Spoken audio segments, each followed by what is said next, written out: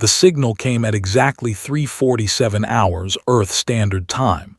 It cut through the darkness of space like a scream, repeating the same message over and over again. "Help us. We are dying. Please help us." Admiral Park was sleeping in her quarters aboard the UNSC Horizon when the emergency alarm woke her. She opened her eyes and sat up quickly. After 30 years in the military, her body knew how to react before her mind fully understood the situation. She pressed the communication button on her wall. "Report." "Admiral, we have intercepted an SOS signal," said the voice of Lieutenant Sung on the bridge. "It is coming from Sector 7G, approximately 4 light years from our current position." Was already putting on her uniform. "Origin." "Unknown species, Admiral. The signal is not in any language we have on record. Our translation systems are working on it now." She walked quickly through the metal hallways of the ship. Crew members moved out of her way, saluting as she passed. The Horizon was one of Earth's largest military vessels, carrying over 2,000 people. It was part of a patrol fleet watching the outer edges of human-controlled space. When reached the bridge, all eyes turned to her. The main screen showed a map of the sector with a blinking red dot marking the signal's origin. "What do we know?" she asked, taking her seat in the command chair. Lieutenant Sung, a young man with sharp eyes and steady hands, pulled up the data. "The signal started approximately 2 hours ago. It is repeating on a frequency used by several known species for emergency communications. We believe it was meant to reach the Galactic Council." "But it reached us instead," said. "Yes, Admiral. The signal passed through a region of space where the Council does not patrol. We were the only ones close enough to detect it." Looked at the screen. Sector 7G was far from any human colony. It was also far from any species that humanity had regular contact with. The galaxy was a big place, and humans had only been exploring it for about 200 years. There were still many races they had never met. "Play the message," she ordered. The speakers filled with a high-pitched voice, full of fear and pain. The translation appeared on the screen a moment later. "This is the colony ship Gentle Wind of the people. We are under attack. Raiders have damaged our engines. We cannot run. We have 3,000 civilians on board, including 500 children. We have no weapons. Please, anyone who hears this, help us. We will die without help." The bridge was silent. Every person there felt the weight of those words. Had heard many distress calls in her career. She had responded to disasters, accidents, and attacks, but something in this voice touched her deeply. The complete fear, the desperate hope, the mention of children. "Do we have any information on them?" she asked. Commander Boram Shin, her second-in-command, checked the database. She was an older woman with gray in her hair and years of experience in her eyes. "Limited records, Admiral. They are a herbivore species. They evolved on a low-gravity world with a mild climate. They are known for their art and music. They have almost no military presence. The Galactic Council considers them a protected species." "Protected from what?" "From everyone, Admiral. They are physically weak. Their bones are hollow like birds. They cannot survive on most planets.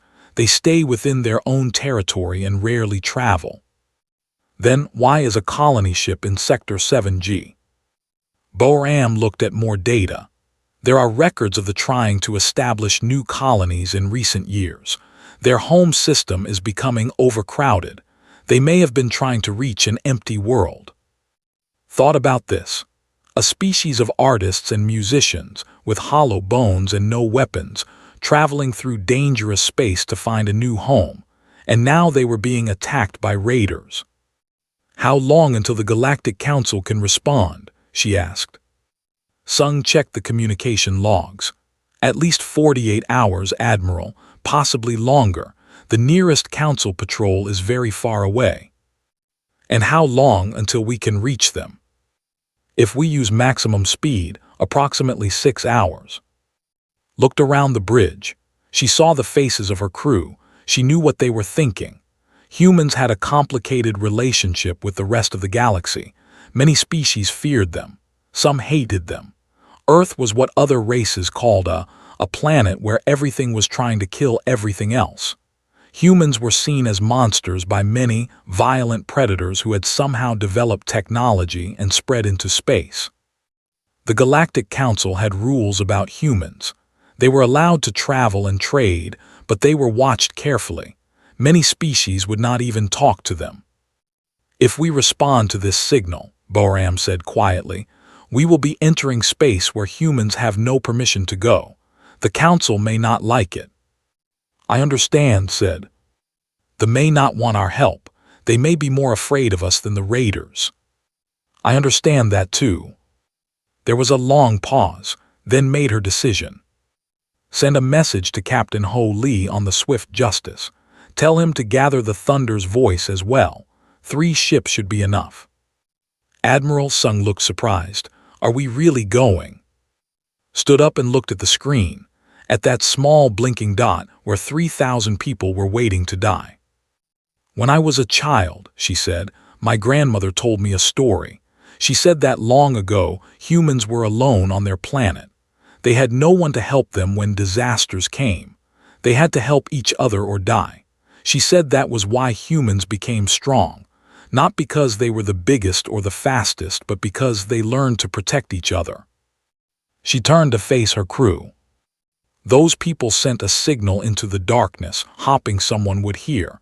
Someone did. It does not matter that they did not mean to call us. It does not matter that they might fear us. They need help and we can give it." She sat back down in her chair. "Set a course for Sector 7G maximum speed, and send a message ahead to the ship. Tell them that help is coming. Tell them that humans are coming." The crew moved quickly to follow her orders. The engines of the horizon began to hum with power as the ship turned toward the signal. In the darkness of space, a tiny colony ship full of frightened people waited. They did not know that their cry for help had reached the one species the galaxy feared most. They did not know that they were coming to save them. Captain Ho Lee stood on the bridge of the Swift Justice and watched the stars blur past as his ship traveled at maximum speed. Behind him, 2 more human warships followed in perfect formation. The Horizon and the Thunder's Voice. 3 of Earth's finest military vessels, carrying enough firepower to destroy a small moon. He had received Admiral Park's orders 6 hours ago. Now they were approaching the coordinates of the distress signal. His crew was ready. His weapons were ready. But Ho knew that the hardest part of this mission might not be fighting.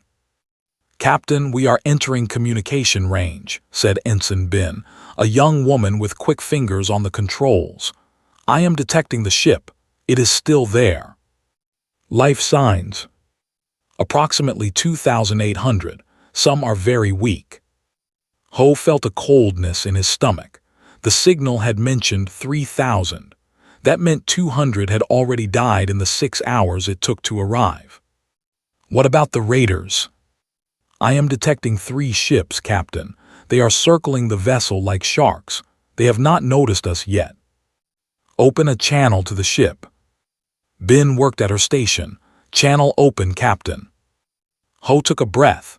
He knew that what he said next could determine whether they saved these people or made everything worse. They had probably never seen a human before. They had only heard stories, and those stories were not kind. "Vessel Gentle Wind, this is Captain Ho Lee of the United Nations Space Command Vessel Swift Justice. We received your distress signal. We are here to help. Please respond." There was silence for a long moment. Then a voice came through the speakers. It was high and trembling, full of confusion and fear. "Human, you are human ships." "Yes, 3 human warships. We are here to protect you." Another long silence. Ho could imagine what was happening on that ship. They were probably terrified. They had called for help and received the galaxy's most feared predators instead. For all they knew, the humans were just more enemies. We did not call for humans," the voice said. Our signal was meant for the Galactic Council. I understand. Your signal reached us by accident, but we are here now and we want to help. Why would humans help us? It was a fair question. Ho had asked himself the same thing when he received his orders. Why should humans risk their ships and their lives for a species that feared them? Because you need help, he said simply. Because we heard you calling and we could not ignore it. Because there are children on your ship and no child should die because help was too slow to arrive. The voice on the other end was quiet for a moment. Then it spoke again, and this time there was a tiny bit of hope mixed with the fear. The raiders, they have weapons. They have been shooting at us for hours. Many of our people are hurt. We have no way to fight back. You do not need to fight. We will handle the raiders. Just stay where you are and keep your people calm. We will protect you. But you are. The stories say that humans are violent. The stories say that humans kill for pleasure. Ho felt a familiar sadness. He had heard these words before from other species. The galaxy was full of fear about humans. Some of it was based on truth. Humans were from a harsh world. They were strong, fast, and aggressive compared to most species. They had a long history of war among themselves. But that was not all they were. I will not lie to you, Ho said. Humans can be violent. We have fought many wars, but we also protect those who cannot protect themselves. We also love our families and cry when we lose them. We are more than the stories say. Before they could respond, an alarm sounded on the bridge. Captain, the raiders have spotted us, Bin reported. They are moving to attack. Ho's expression hardened, shields up, weapons ready, signal the other ships to take formation. He looked at the screen, where 3 raider vessels were turning toward them. They were smaller than the human ships but still dangerous. Their hulls were marked with symbols of violence and death. Vessels, stay behind us. Do not move. We will deal with this. The raider ships fired first. Bright beams of energy shot across space toward the swift Justice. The shields absorbed the hits easily. Ho did not even feel the ship shake. Return fire, he ordered. The swift Justice answered with a thunder of weapons. The human ship's guns were powerful, designed to fight enemies much stronger than these raiders. The first raider ship exploded in a ball of fire before it could fire a second shot. The other 2 raiders tried to run. The Horizon and Thunder's voice moved to cut them off. More weapons fired. More explosions lit up the darkness. In less than 3 minutes, all 3 raider ships were destroyed. The bridge of the swift Justice was calm. The crew had done their jobs with the efficiency that came from years of training. No one celebrated. There was no joy in killing, even when the enemy deserved it. Vessel, the raiders have been destroyed, Ho said into the communication channel. You are safe now. Silence again. Then the voice returned, and this time it sounded completely different. The fear was still there, but it was mixed with something else. Wonder, disbelief. That was so fast. They were torturing us for hours, and you destroyed them in moments. Our ships are designed for combat. Yours is not. There is no shame in needing help. I do not understand. The raiders said they would kill us all. They said no one would come. They said no one cared about us. They were wrong. Ho looked at the screen. He could see the ship now, a beautiful vessel with curved lines and bright colors. It looked like a work of art, not a spacecraft. It also looked badly damaged. Burn marks covered the hull. Several sections were open to space. We are going to send medical teams to your ship, he said. Our doctors will help your wounded. Our engineers will repair your systems. Do I have your permission to come aboard? The pause was shorter this time. Yes, please come, we need help. I will lead the team myself. I want you to see that humans are not monsters. An hour later, Ho stepped through the airlock and onto the ship. He wore a standard uniform, no weapons visible. Behind him came doctors, nurses, and engineers, all chosen because they were calm and gentle. The first thing he saw was a group of waiting for him. They were tall and thin, with pale blue skin and large, dark eyes. Their bodies looked fragile, their limbs too long and delicate.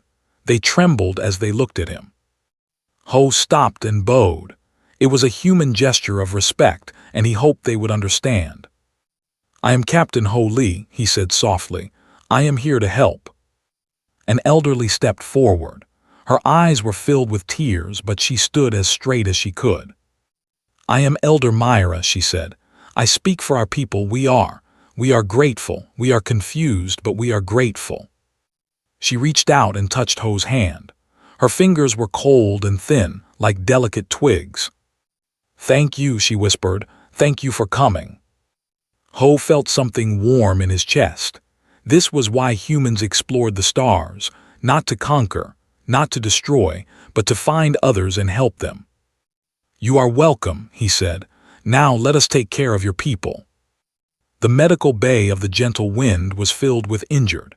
They lay on beds that were too soft for humans, covered with blankets made from materials that felt like clouds.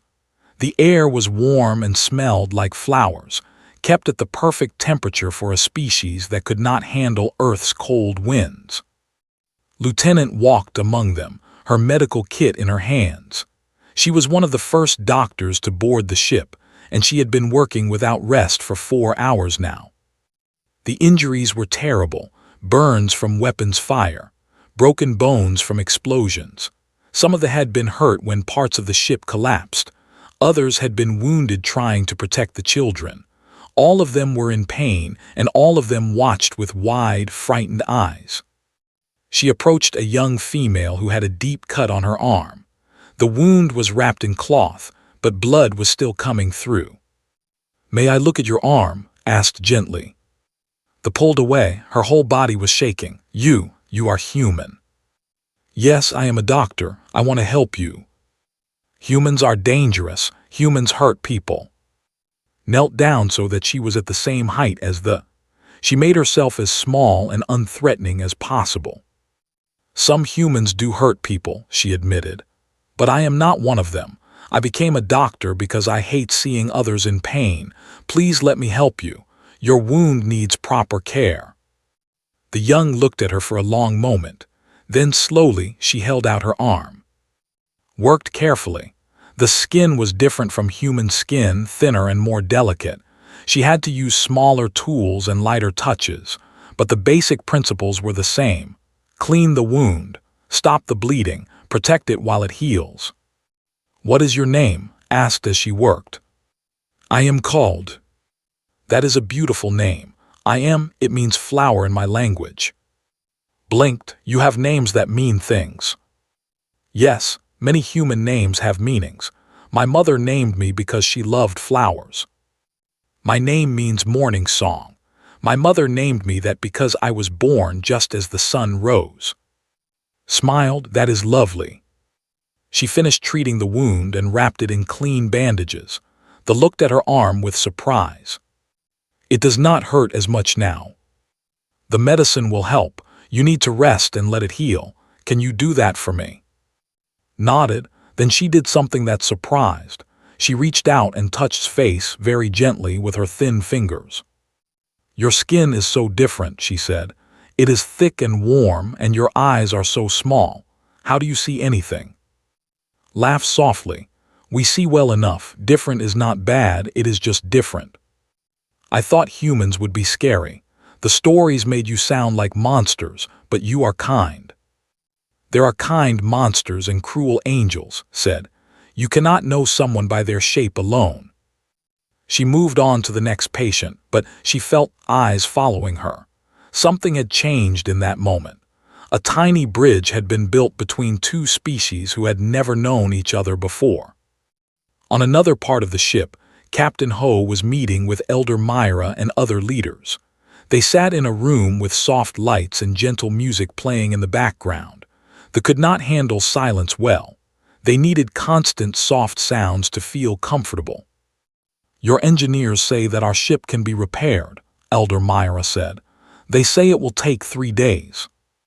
"That is correct. We have the materials and the skills. Your ship will fly again." "And then what? The raiders. There may be more of them we cannot fight." Ho nodded. "We have thought about this. With your permission, we would like to escort you to your destination. Our ships will protect you until you reach your new colony." The leaders looked at each other. One of them, a tall male named Bora, spoke with suspicion in his voice. "Why would you do this? What do you want from us?" "We want nothing." "That cannot be true. Everyone wants something. The raiders wanted our cargo, other species want our art. What do humans want?" Ho was quiet for a moment. He understood the suspicion. They had just been attacked by strangers who wanted to take from them. Why should they trust different strangers? "When I was young," he said, "my village was hit by a terrible storm. Many homes were destroyed. Many people were hurt. We had no food, no shelter, no hope. Then strangers came, people from other villages, other cities. They brought food and medicine. They helped us rebuild. They asked for nothing in return." He looked at Elder Myra. "When I asked my father why they helped us, he said it was because they remembered being helped by others long ago. He said kindness is a circle. You receive it, and then you give it to others, and they give it to more others. The circle never ends." "That is a beautiful idea," Elder Myra said. "But the galaxy is not kind. The galaxy is full of teeth and claws." "Then perhaps someone needs to start being kind. Perhaps someone needs to show that there is another way." The meeting continued for another hour. By the end, they had agreed to accept the human escort. They were still afraid, still uncertain, but they were also beginning to hope. Meanwhile, Lieutenant had reached the part of the ship where the children were kept. It was a large room filled with soft things to play with and bright colors to look at. But the children inside were not playing.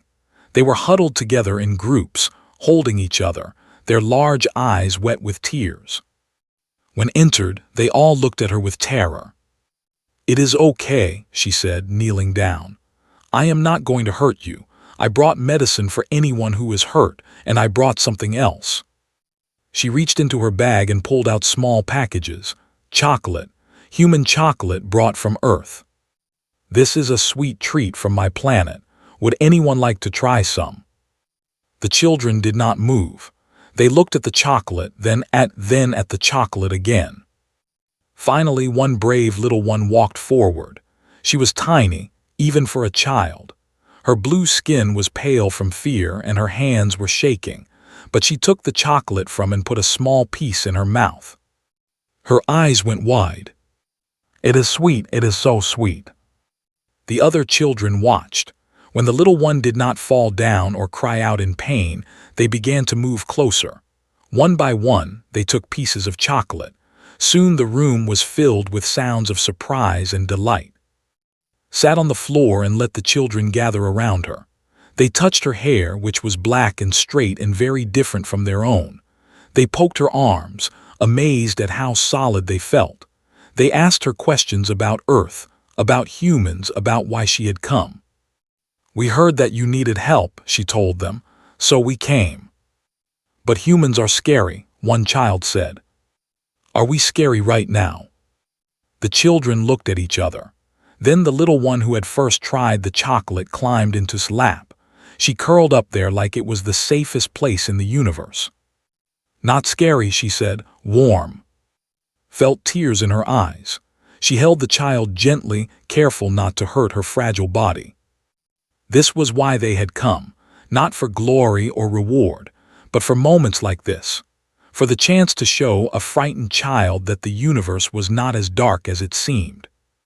Outside the ship, the 3 human warships floated like silent guardians.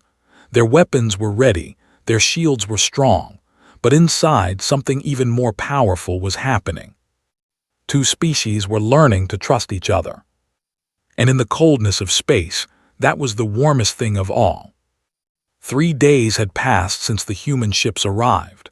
The gentle wind was almost repaired now, its damaged sections rebuilt with materials from the human vessels. The wounded were healing. The dead had been mourned, and something unexpected was happening on the ship. The fear was fading. Medic noticed it first. He was one of the youngest members of the medical team, barely 25 years old, with a round face and a gentle smile. He had spent the last 3 days moving between patients, checking wounds, giving medicine, and talking to anyone who would listen. At first, the Hat avoided him. They would look away when he approached. They would flinch when he touched them, but slowly that had changed. Now when walked through the ship, they would call out to him. "My arm feels much better today. Can you check on my daughter? She has a cough. Come eat with us. We made food that humans can eat." He was surprised by how quickly they had accepted him, but he understood why. Humans were terrifying in stories. In person, they were just people trying to help. Today was visiting the children's room again. He had become a favorite among the young ones. They loved his stories about Earth, about animals and oceans and mountains. They loved the way he would make funny faces to cheer them up. Most of all, they loved that he treated them like they mattered. "Is here," a small voice cried as he entered the room. Suddenly he was surrounded by children. They grabbed his legs, his arms, his hands. They pulled him toward the soft floor where they had been playing. "Tell us a story, tell us about the ocean." Laughed and sat down among them. "Which ocean story? I have told you many." "The one about the big fish, the one that swallows ships." "Ah, the whale. That is not exactly right, but okay." He began to tell the story, changing details to make it appropriate for his audience. The children listened with wide eyes, gasping at the exciting parts and giggling at the funny parts. One small child, the same one who had first tried Lieutenant's chocolate, sat in his lap. Her name was, and she had decided that was her favorite human. She followed him everywhere she could. When he had to leave to work, she would cry until he promised to come back. She said when the story was finished, "Do you have a family?" "Yes, I have a mother and a father and 2 sisters." "Do you miss them?"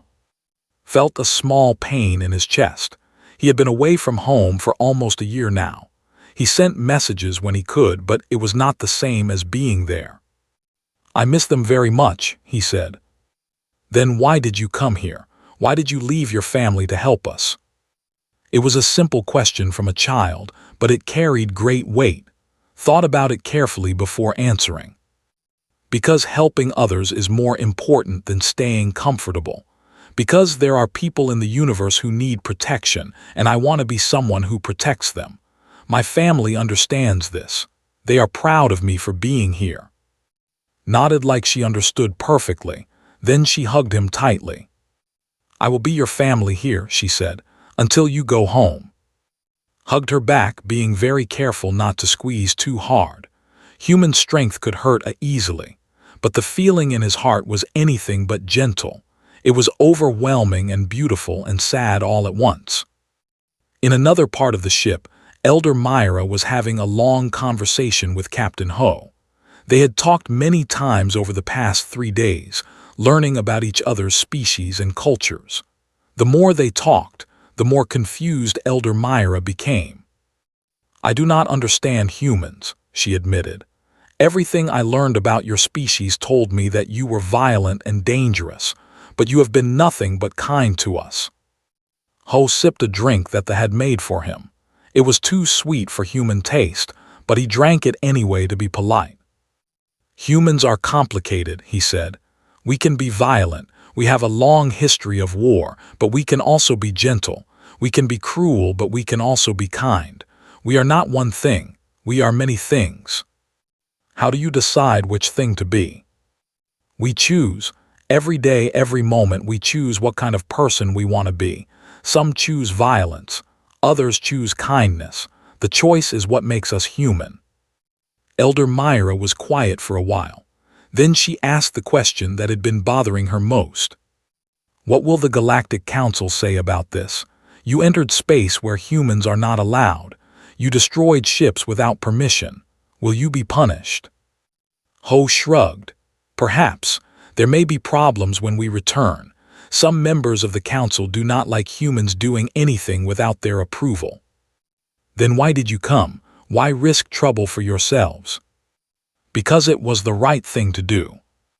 But if you had not come, no one would have blamed you.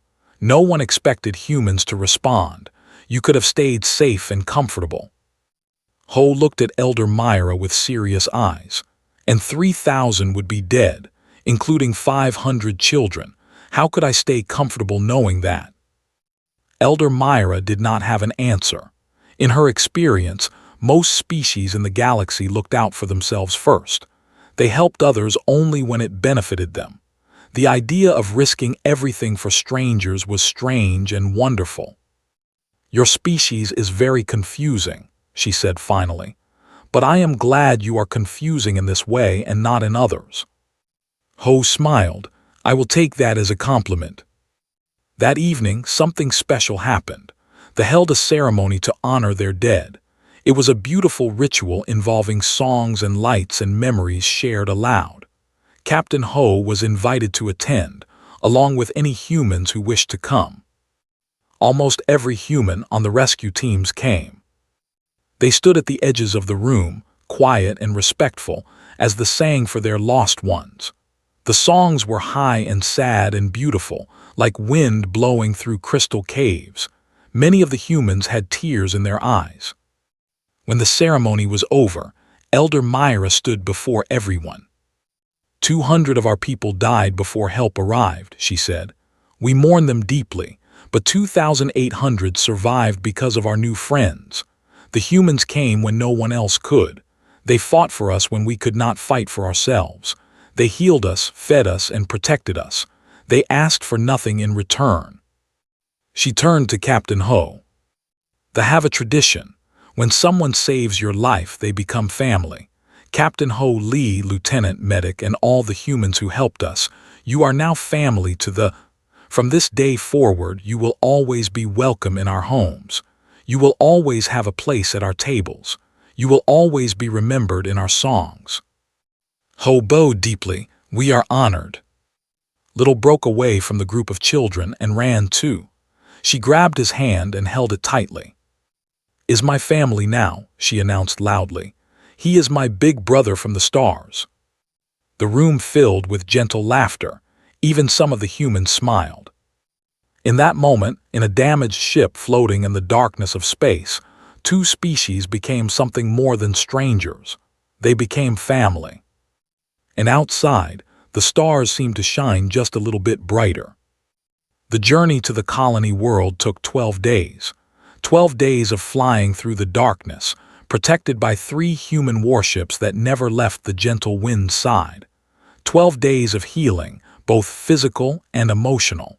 12 days of 2 species learning to understand each other. When they finally arrived, the planet was beautiful. It had soft green fields, gentle hills, and a sky that was always painted in shades of purple and gold. They had chosen well. This world would be a good home for them. Captain Ho stood on the bridge of the Swift Justice and watched the gentle wind begin its descent toward the surface. His mission was almost complete. Soon he would have to say goodbye. Captain, Lieutenant Bin said, we are receiving a communication from the Galactic Council. Ho sighed. He had been expecting this. Put it through. The screen filled with the face of a council representative. It was a being called a tall and thin with gray skin and 4 eyes. Its expression was not friendly. Captain Lee, you entered restricted space without permission. You engaged in combat without council approval. You have violated 7 different treaties. I understand, Ho said calmly. I take full responsibility. The council demands an explanation. My explanation is simple. A ship was in danger. 3,000 people were about to die. We had the ability to save them, so we did. That is not your decision to make. Humans do not have authority in that sector. Authority did not matter. Lives mattered. Thus 4 eyes narrowed. You think your species is special. You think you can break rules whenever you want. Ho felt anger rising in his chest, but he controlled it. Getting emotional would not help. I think that when children are crying for help, someone should answer. If the council had been closer, we would have been happy to let them handle it. But the council was not there. We were. There will be consequences for this. I accept that, but I will not apologize for saving lives. The communication ended. Ho let out a long breath. He knew there would be problems waiting for him when he returned home. Meetings with officials, hearings, possibly even punishment. But he did not regret what he had done. An hour later, he received a very different kind of call. Elder Myra's face appeared on the screen, and she was smiling. "Captain, we have landed safely. Our people are setting up the first shelters. We are home." "I am glad. I want to thank you again. I know you will face problems because of us. If there is anything we can do to help, please tell me." Ho shook his head. "You do not need to do anything. Knowing that your people are safe is enough." "No, it is not enough. They have decided something. We want the galaxy to know what happened here. We want everyone to know what humans did for us." "That is not necessary."